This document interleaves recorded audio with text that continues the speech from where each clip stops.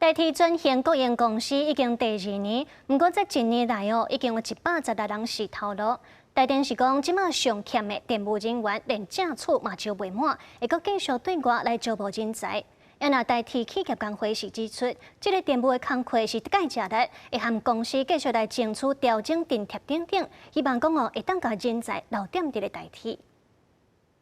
泰拉国列车准备停靠树林站电管煞出现火星，经过检查是电力接收线无平。收班了后，完整2点完成接收线的整平作业。代替技术人员爱伫收班了后透明完成设备的测试，不过人力一直流失。内部员工讲，考入的速度未符履职的速度。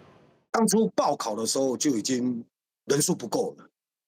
了，因为 基本上的薪资待遇里面，大家都会现在目前也会想要来考试的人，对于薪资待遇来讲的话，是他们最主要的首选。代替企业工会讲，代替薪水比业界较少，以欠上一人的电务人员来讲，需要负责电信、电车线这设备的测试，一加保养维修工作，配合业务需要轮班，拄着抢修有可能要提名。起薪3万6，虽然加津贴加加班费有可能突破4万，不过有电子背景的员工，伫业界真侪人爱，电力因为有更较好的薪水的离职。整个大环境大家都在抢